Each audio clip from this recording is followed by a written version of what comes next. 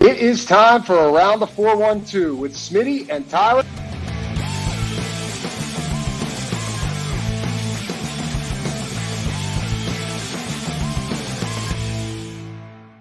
Welcome back to another episode of Around the 412. I am Tyler. With me, as always, is my co-host Smitty. Go follow us on all of our social medias at Around the 412 over on X, Instagram, TikTok, Facebook. We're everywhere. Go follow us on, or go subscribe to us, on YouTube, where you're either watching this or listening to us. If you're listening on the listening platforms, follow us there as well, but also go subscribe over to our YouTube channel. Sometimes we try to post more than just the full episode, so go check us out there.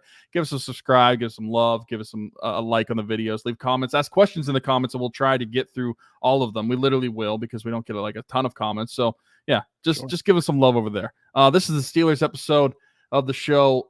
And we're going to talk about some running back situation, wide receiver situation, kind of like making up topics a little bit, because minicamp's over and we're kind of just waiting for training camp to come around. Absolutely. I'm proud of you, too, for doing the intro and not just stopping at around the 4. You guys also are fans of the Penguins show. At the very end of that show, I said this has been the Around the 4 Penguins show. Actually, based on when this comes out, that might be tomorrow. Oh yeah, you're right. You're right. That's going to be the case. So on tomorrow's stick around, get that watch time up. Stick around to the end of the Penguins show. Yeah, which a lot of people don't do. But hey, shout out to the traction that we've been getting on the Steelers show. We appreciate you. If you are new to the show, if you've never watched an episode of us before, be sure to like, subscribe, hit that notification bell so you don't miss an episode going forward. We appreciate you. We appreciate all the love that we've been getting. But I had a topic that kind of popped into my mind because it wasn't related to the Steelers, but it was also kind of related to the Steelers. Rhamondre Stevenson, the running back for the New England Patriots, got a new 4-year deal today, $36 million, 17 fully guaranteed. $12 million of that is based through incentives, whether he makes a Pro Bowl or All Pro, or if he gains 1,400 yards, some other things. Now makes him the 7th highest paid running back. Najee Harris got his 5th-year option declined, so he'll be a free agent after this season. I know that there was some hope about maybe there would be a long-term extension done as opposed to the 5th-year option. But, man, if they don't value him at $6.8 million in 2025, are they going to value him at $9 million plus in 2025 like it would take? Because I think this is actually a good benchmark to use for a deal. I would take Najee. I think Najee Harris is the better player than Rhamondre Stevenson. Now, Rhamondre has had a little bit more production, especially in terms of the receiving game, because Jaylen Warren's inclusion into the offense has kind of taken that element away from Najee quite a bit. But now in New England, they got Antonio Gibson up there, which I would say that's basically the only thing that he does. So he could take some of the receiving work away. So I kind of almost wonder, is Rhamondre going to revert into a Najee Harris type role like he has in Pittsburgh? But to me, I never felt great about Najee Harris being back with Pittsburgh after 2024, based off them declining his 5th-year option. This, to me, I mean, you might as well put it in Sharpie for me now at this point, that this is going to be Najee Harris's last year in Pittsburgh. I just think that he's going to definitely try to outdo this deal. I think he's going to be looked to be paid as a top 6 back. I think he's going to try to beat Rhamondre's deal, or at least match it. And based off the Steelers not value him at $6.8 million, I can't see them valuing him at $9 million plus. Yeah, not that I see this contract setting the market by any means as far as running backs of this caliber go, because, I mean, it might set like this, it might set Najee's, but I don't think it necessarily sets a running back market, because when you're already on a team and they're just giving you an extension, it's a little bit different as far as like what you can get out of a contract. You don't know what you're going to get in the free agency talks, as opposed to like your actual team that you're on giving you that contract. So I don't think that this is necessarily something that's going to reset the market, especially because the Patriots suck. Their roster is filled with players that sucks. They don't have a lot of heavy contracts on that roster, and so they can really just throw around money and do what they want. So I don't think that they need to be that responsible with their finances right now. But for what it does for Najee, it probably gives him a mirror of like, wow, I should be looking at this and relate this to myself. And I agree with you. I think that the Steelers, if they didn't value him at $6.8 million, there's no way that they're going to be giving him more than that. And I think if a long-term extension was coming for Najee Harris, it would have come after they would have accepted that 5th-year option. If they wanted to actually get something done with him, I really believe that they would have just accepted the 5th-year option, picked it up, and then figured out a contract to be able to buy out that 5th-year option and get like a 2 to 3 year extension done, whether it's 2 years past that or just a 2-year extension so he plays on that 5th-year option and then 1 more year after that. I genuinely think that that's probably where the Steelers' mindset would have been if an extension was coming. The fact that they didn't pick it up at all, and to me, that just says that they don't want him, especially whenever we have talked about, and everybody, it seems like, has talked about, that Jaylen Warren is right there as well for a option running back that you could have for the future. He's going to be, and also needs in a contract. He's an RFA. He's an RFA, but he's going to be a cheaper cost than what Najee is going to cost. So I think that as far as the finances go of the business, it's a better option for your potential starting running back after 2024. And so by all accounts, I don't think that there's any way Najee would be coming back on an extension. And when he looks at that extension, I'm sure he's going to want at least that, if not more, because like you said, Rhamondre Stevenson is not as good of a player as Najee Harris is. He's not built like Naji Harris as far as the durability goes and the production goes as a combination of all of it. I think that Naji Harris is going to get more than that in free agency, or at least is going to be looking for more than that free agency. He potentially could get it, but that's something that I don't think the Steelers were going to want to do, and I'm happy that they are in that direction. I'm happy that the Steelers are not signing this contract to Najee Harris. And I'll answer that question. I figured that was coming if this is a contract that we would have given him. Personally, no. And I listened to Steelers Afternoon Drive, and I listened to what you said with Allen, that you could have talked yourself into it. And I'm sure I could have done the same thing and then talked myself into it not being that bad. But the way that I view running backs, which is a very harsh, very cynical view, and I get it. I completely understand that. But the way I view running backs and the way I view Najee Harris and extension talks, I would not have given that, knowing that we do have Jaylen Warren and knowing that next year too is a good running back draft class. So if you're going to look for another replacement as far as depth goes in your running back room behind Jaylen Warren for 2025, there's a good draft class coming out that you can find somebody in. So with all of that, that's another reason I would not have given in this contract. And I don't even think that they could have signed him for this contract anyway, because I think that he would probably be wanting more than that. Although I think the guaranteed money it's good for Rhamondre Stevenson. That's just something that I personally don't want to get involved in with running backs. Yeah, so it's basically the first 2 years of it are guaranteed. And then the Patriots to probably move on without any guarantees after that. But yeah, I was going to ask your mindset on that then, because I'm in agreement that I wouldn't have wanted them to do this. But I was also in disagreement with them not picking up the 5th-year option. I would have picked up the 5th-year option for $6.8 million, had these two be your running back duo in 2024 and 2025, run the wheels off of this duo, and then you move on from Najee after 2025 and let him walk then. Like $6.8 million to me, even including with having to give Jaylen a new deal for a few $1 million, being an RFA, he holds, unfortunately, that's just the way it is. The Steelers kind of hold the cards there. Yeah. No team is going to either give him a second-round tender. No team's going to give up a second-round pick to sign Jaylen Warren and also give him a contract. That's just not going to happen. So Steelers hold the cards there basically to give him an extra contract. But I would have ran the wheels off of this thing with these two through 2025 and then moved on, but felt pretty good about that. Now, with this being the case, to your point, it is a good running back draft class. Still a lot of work to do, in my opinion, on the defensive line. Keanu Benton's really the only piece going forward beyond 2024 that I feel really good about. So, where would they spend a pick on a running back? They can find production, of course. They haven't been great at doing that in the middle rounds, but they obviously did find Jaylen Warren as a UDFA. For Najee, I actually think this is good. This whole situation to me, it's unfortunate for him. He probably feels like, this is the team that drafted me in Pittsburgh. Ideally, you would like to play your entire career in one place, but how often does that happen for running backs? It doesn't.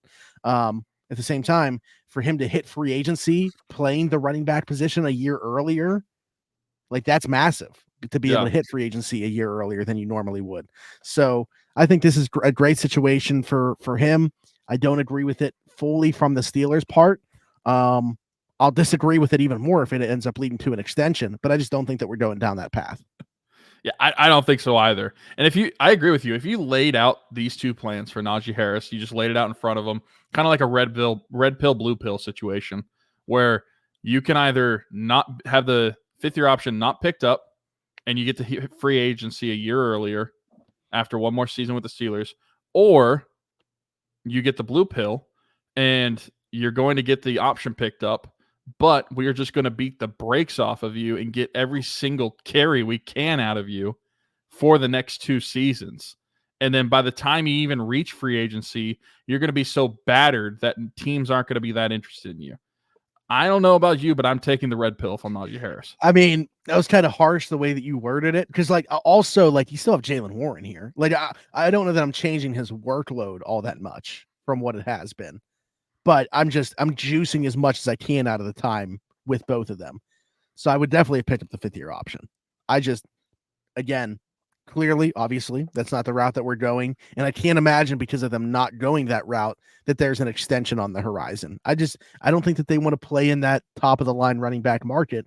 And based off Najee's comments in the past, we know how vocal he was during those running back Zoom calls when running backs weren't getting paid. He was at the forefront of that. I'm not saying he's going to try to reset the market, but I certainly don't think he's going to try to harm the running back market and take a team-friendly deal. He's going to try to do well by himself, as he should, and for the position. I just don't think it's coming to Pittsburgh. Yeah, I don't think so either. And I mean, I said that in my piece whenever I was talking about him not being picked up in the Rhamondre contract. I just don't think that that's the possibility. If I'm the Steelers right now, I look at signing Jaylen Warren to an extension. Like you said, you hold all the cards. He's an RFA. You get him to an extension. You move into 2025 with him as your number 1 back, and then you look at next year's draft class. And I think that they should look higher than where they've looked in the past for running backs. And I know that's coming off of drafting. Yeah, I know that's saying that after coming off of drafting a round 1 quarter or running back a few years ago, and the one we're talking about with Najee Harris. But I would, and this is definitely way ahead of schedule, but if I'm looking at next year's class for the Steelers, I'm looking at round 1, trying to get one of those defensive tackles that are going to be going in round 1, and then round 2. That's when I'd start to look to running back. Mason Graham, come on down. Mason Graham next to Keanu Benton would be nasty. But would. They ain't going to be picking that high. But I think that's where I'm at with it. I look at defensive tackle for next year, get some more beef on the line, and then look at running back. That's where you start, is round 2, and ideally you get a day 2 running back, because if you roll into next season with Jaylen Warren and then a day 3 running back, I don't necessarily hate it, but I don't love the depth as much as I do right now having both Najee and Jaylen. Yeah. And the thing is too, it's I like Najee. I think he's a good player. I don't view him. If you take a running back in the 1st round, they better be a game changer. And I don't think Najee Harris is a game changer. What's going on, everybody? Smitty from around the 412, and I just want to take a quick second to give a shout out to our folks at Game Changers. Their logo on the screen right now, right above my microphone. Over 2,000 different designs in their catalog. Luxury heavyweight material. I'm wearing one of their shirts right now. Best vintage t-shirts in the game. Head over to gamechanger.la or pick6.la to pick up some shirts. And guess what? Use code AT412. Save yourself $10 on your order every single time. Again, gamechanger.la or pick6.la. Best vintage t-shirts in the game. Check them out. So that's kind of where I'm at with the Najee Harris thing. And yeah, I feel like we just keep regurgitating the same thing at this point. So unless you have anything else, we can kind of just move on. One more thing about running backs, okay, and this does have to do a little bit with Najee Harris, but mainly Jaylen Warren. So Najee Harris has been hovering around the 300 touch mark, and he had a little bit less last year because Jaylen Warren did get more. Mm-hmm. But do you think that Jaylen Warren will still have similar production to what we've seen if his touches were to increase like that?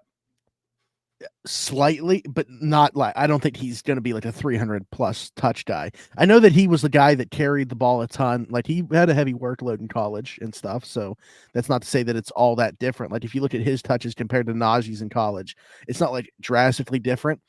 I just don't view him as an every down guy between the tackles. I think that you probably need to add somebody that kind of replicates Najee's skill set, if it's not Najee Harris, to the backfield. which I think is certainly possible. Again, like that's why I would have given yourselves a little more time to find that replacement by picking up Najee's fifth-year option. But it's certainly not out of the realm of possibility to find a back to come in and complement Jaylen in the way that I think he needs to be complemented to still get the best version of Jaylen Warren. But I don't view him as a guy that you're just going to hand the ball to 200 plus times between the tackles and run downhill the way that Najee does.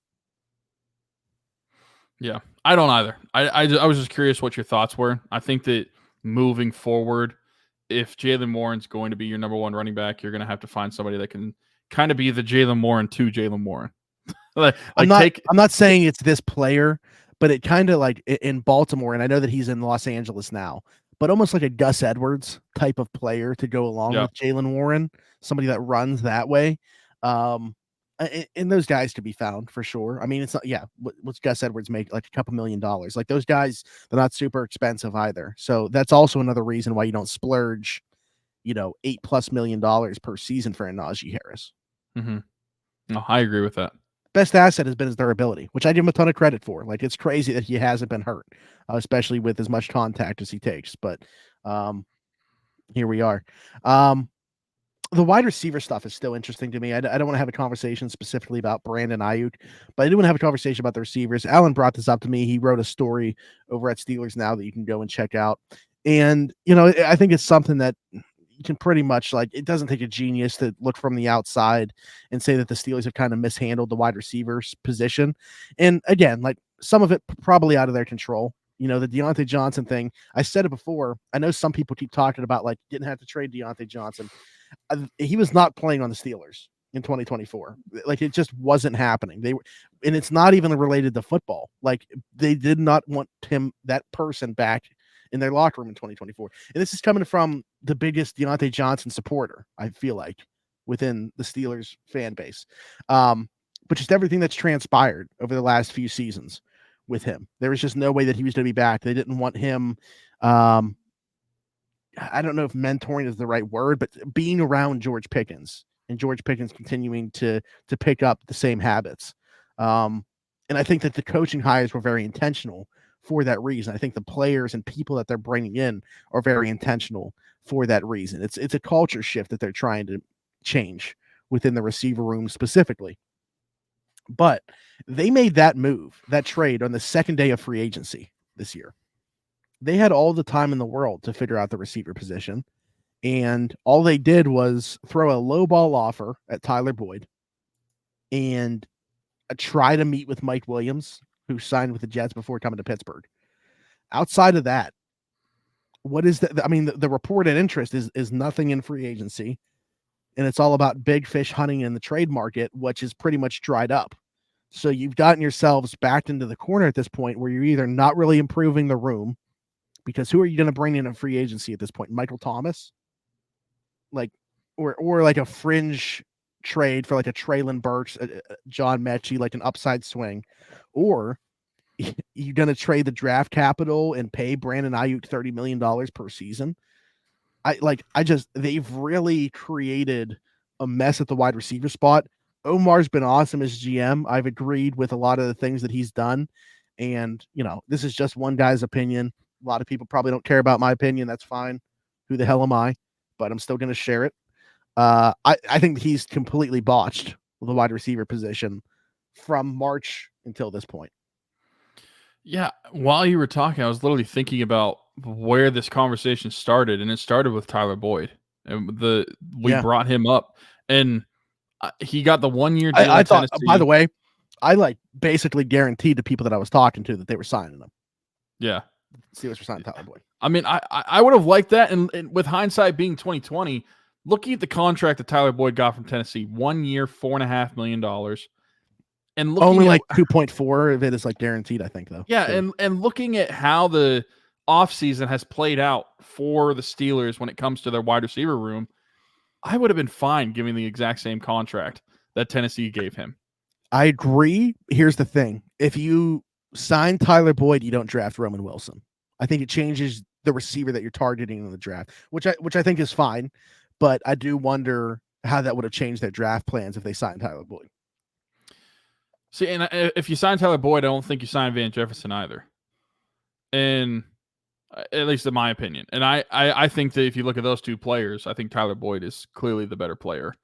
Even at this point in his career, I just look even at that. The first name that we even brought up, they just fumbled it, and then ever since then, it's been nothing but rumors and hearsay, and just honestly, probably more fan rumor than anything for a lot of this talk. And I agree with you. I think that Omar Khan has really fumbled the bag when it comes to improving the wide receiver room. I don't think that they're going to go after one of the big fish. I just genuinely don't think that the Steelers are going to do that. And I know how much we've talked about how different this organization is now that Kevin Colbert's out, Omar Khan and Andy Weidel are in. And I agree with everything that we've said in the past still about that and how different it is, how they've approached the draft and free agency. It's so different. But I don't see the Steelers being the team to trade for Brandon Aiyuk and giving him a $30 million contract. I know it's a different organization. It's a different GM. I still don't see them being the team to pull the trigger and do that. Because otherwise, you might as well kiss George Pickens goodbye. We talked about that for a little bit last week. If you sign Brandon Aiyuk, George Pickens is gone. I think that this wide receiver room is a big issue with the future of this wide receiver room, because you look at it and there's not a lot of guaranteed people even past this year. Like who's your wide receiver room on offense in general? There's not. Yeah. In offense in general, there's not, but you look at the wide receiver room for 2025, you'd have a fourth year Calvin Austin. You'd have a fourth year George Pickens, and then you would have Roman Wilson. And that's your wide receiver room looking into next season. And you're going to have to improve upon that. We were just talking about how running back needs to be drafted high next year. Wide receiver probably needs to be drafted on day 2 again next year as well.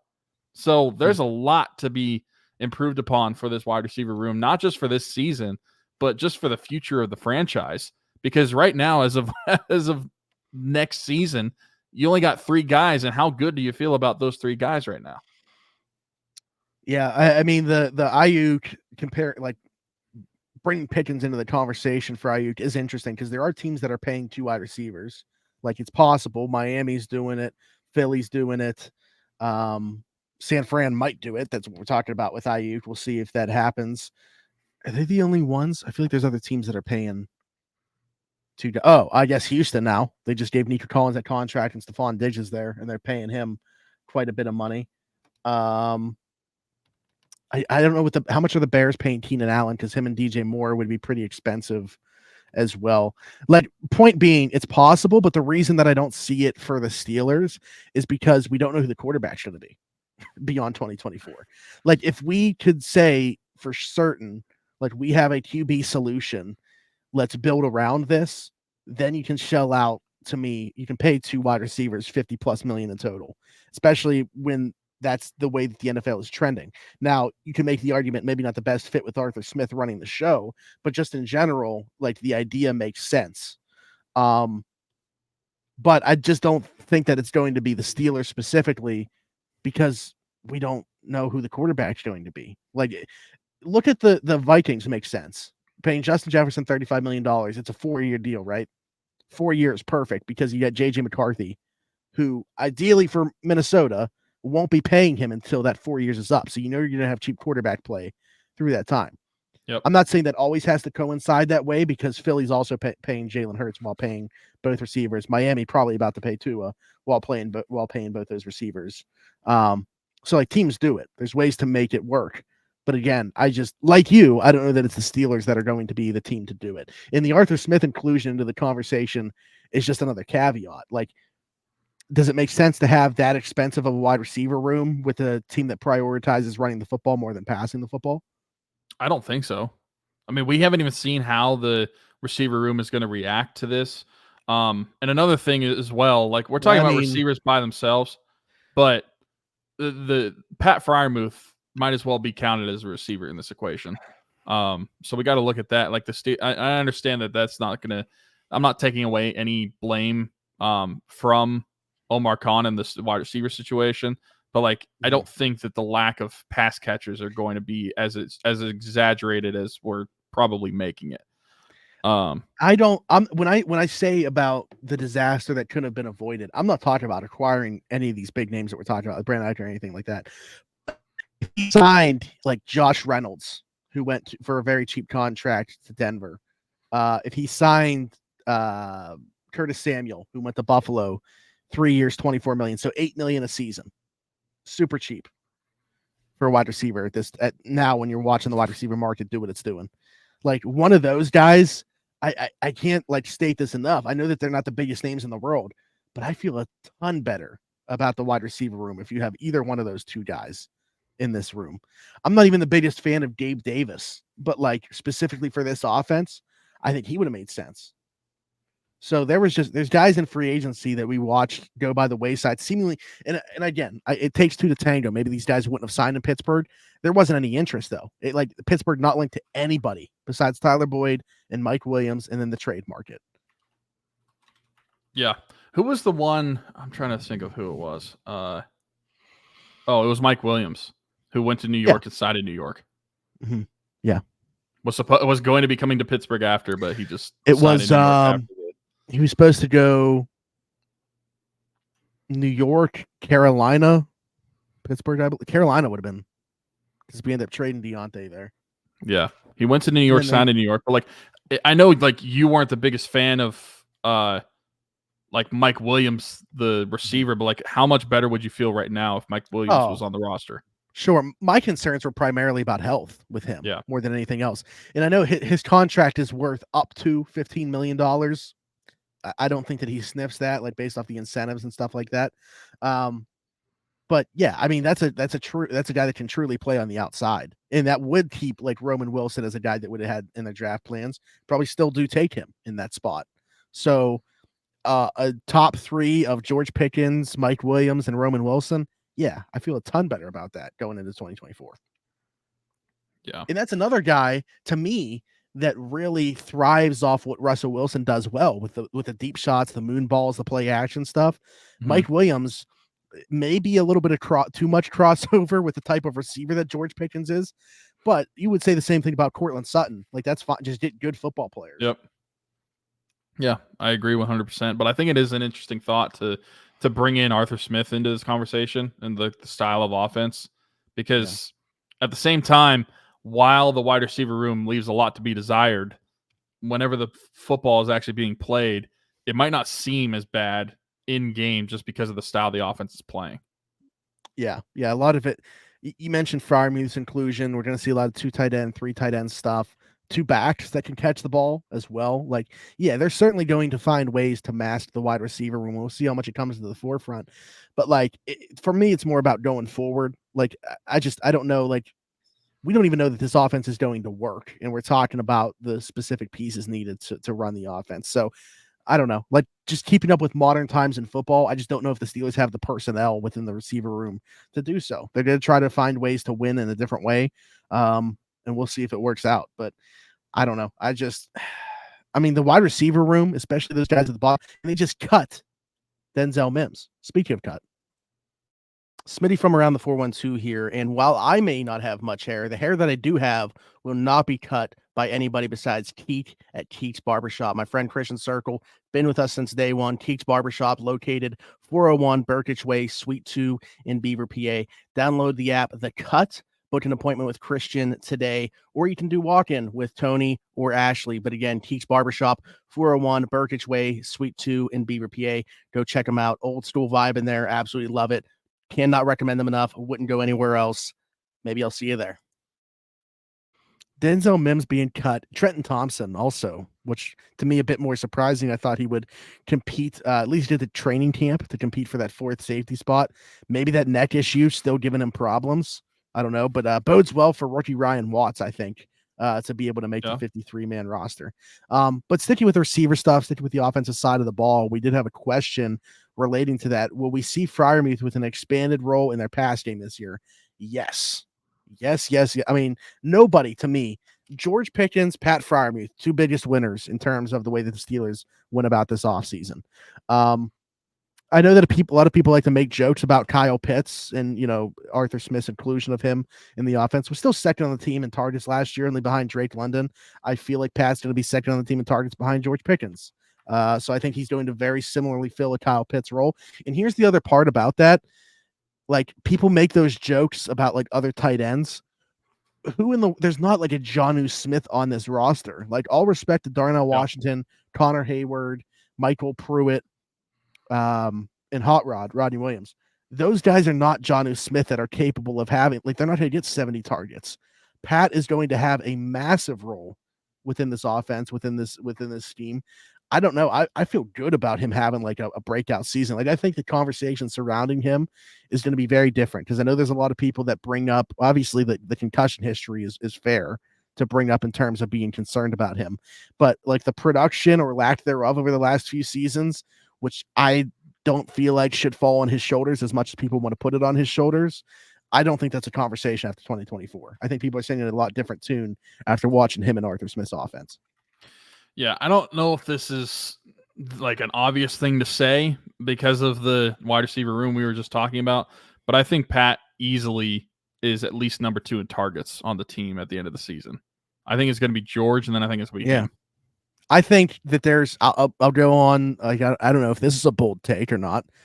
There's going to be, in my opinion, a bigger gap between 2 and 3 than between him and George. Yeah, I see it. Like, I think that if you find a way to like utilize him down the seam and just like, I feel like there was a lot to be desired with Kenny Pickett targeting him as a tight end. We saw a lot of flashes like in the preseason, and there was a lot of hope from that, but it didn't come to fruition during the regular season as far as what he could do with Pat. So as far as if anybody's like concerned about production with Pat, I honestly blame quarterback play that he's gotten in his first 3 years more so than Pat himself. So if you mix in Arthur Smith's style of offense and hopefully more short quarterback play, I mean, this guy is definitely going to be at least the second best receiver on the team. And he's probably going to be well above, I mean, I'm saying probably what, 80, 90 targets? Oh, yeah. I think he's going to have 70 receptions this year. Yeah. So like the targets to me are going to be, between 90 and 100 probably. I think you were going to say receptions. I was just saying that's probably the higher end of where I'd go, but yeah. No, I'm just thinking targets themselves because I feel like he's going to be number 2 targeted behind George. I don't think it's going to be close. And I think he'll be the most targeted in the red zone. As he should be. If you were to ask me right now who I think is going to lead the team in touchdowns, receiving touchdowns, I'm saying Pat Freiermuth. Okay. I'm wondering who you've said in the past before. I'm trying to see how off you are. I know if we're comparing it to the Pirates and Jack Sawinski homers, not doing it. Well, I could tell you last year wasn't good for me, for the Steelers. Oh, you said Allen Robinson, didn't you? Mm-hmm. He didn't have one. He didn't have a single one. Oh man, it really. What's funny is I said he was going to be 5th on the team in receptions, but 1st in touchdowns. He was probably 5th on the team in receptions and last in touchdowns, tied for last. I'm actually curious at where he was for them. Can I still look at that or no? I mean, you probably can. I could find it somewhere, but I thought I could just briefly bring it up on my thing. Pat's going to be huge for the Steelers in 2024. Did you have anything else Steelers related you want to talk about? I have, and I don't want this to be a big conversation. I'm just curious what you think of this statement because I was texting with my friend Craig, who you know. We were talking about the Steelers and what's been going on recently. And I said the statement, and I know we've talked about a lot about this, especially I think last week's episode about the quarterback situation. So I don't want to spend a ton of time talking about it again, but I said the statement that the next, and I said 10 months, but I'll say the next 9 months for the Steelers is the most important 9 months when it's come to quarterback since 2004. Since they drafted Ben Roethlisberger, I think the next 9 months are the most important time when it comes to having a quarterback decision being made since they drafted Ben Roethlisberger. And I think it's more important than what they did in 2022 when they drafted Kenny Pickett, because that I feel like no matter what you were doing after Ben, it was going to be a downgrade from what you were getting. And while I think that Pickett might not have been the best answer, he's probably the best answer in that situation that they had. So take that for what you will. It wasn't a great quarterback class. There wasn't a ton that they could do unless they wanted to go and sign like a free agent. But the fact that they got rid of Pickett, got rid of their first-round pick, which is a very un-Steeler thing to do, and they go out and get Russell Wilson for a very cheap opportunity, and they trade for Justin Fields. If you don't hit on either of these guys, you're back to square one, and you're just figuring out whose quarterback is going to be. And it's going to be tough because you do have the contrast of, well, you play Russell Wilson, you don't get to see what Justin Fields is. And if Justin Fields plays and he's bad, then you're probably starting from square one because Russell Wilson was probably bad because Justin Fields was playing anyway. And like I said, I didn't want to take a ton of time, so I'm going to stop talking about like the options of quarterback play. But I do think that the next, basically until like next year's draft, is the most important time that the Steelers have ever had for quarterbacks since they drafted Ben. I can understand that point of view where you're coming from with it. At the same time, because of the lack of investment that they've put into it, like how little they're paying Russ and how little draft compensation is going to Chicago, if they wipe their hands clean of it, like no harm, no foul, basically, in my opinion. Obviously, it sucks that you had another season go by of Cam Hayward's career and TJ Watt's career and Minka's career, but like that happens for 31 other teams anyway that don't win the Super Bowl. So, or 30 other teams, I should say, because one actually wins the Super Bowl. I don't know. For me, like, that's obviously the worst case scenario is we're back at square one, and we got to try to throw another dart at the draft board, I guess. And then those positions we just talked about with defensive line, running back, wide receiver, they got to take a back seat if you don't have a quarterback. And quarterback is firmly number one on the pecking order. So I get where you're coming from. I guess the reason why it's not like to that level for me, where I'm saying it's the biggest quarterback decision or however you worded that since 2004, is just because of, again, I don't think that they've invested enough into the position for me to feel like one of these guys has to be the answer. Yeah, and that's fair. I guess I was just looking at it as far as just like the future of the position, not necessarily what you'd lose if either of these guys don't pan out, because that's a very real possibility. And if they lose out on both of them, you didn't really lose anything, so it's not a big deal. But when you look at having to go back to square one, and if you do that in next year's draft, now obviously there's going to be risers in every draft that you have, but like next year's draft is known right now as a bad quarterback draft. So if you're expecting next season, like the last time the Steelers drafted a quarterback, it's similar to that class, how we looked at it. So you might be looking at your realistic option might be the 2026 draft to even find an actual successor for whatever it is you're calling this a quarterback experiment. And that's why I just look at the importance of it. Like maybe not so much that they need to figure out what they're doing at the quarterback position, but it's like they really need one of these two guys to hit, because otherwise you're waiting around for a while. I will say too, what you could say kind of plays into that is just like there's got to be a lack of not a lack of urgency, a sense of urgency from the organization because of the lack of success that they've had recently in the postseason.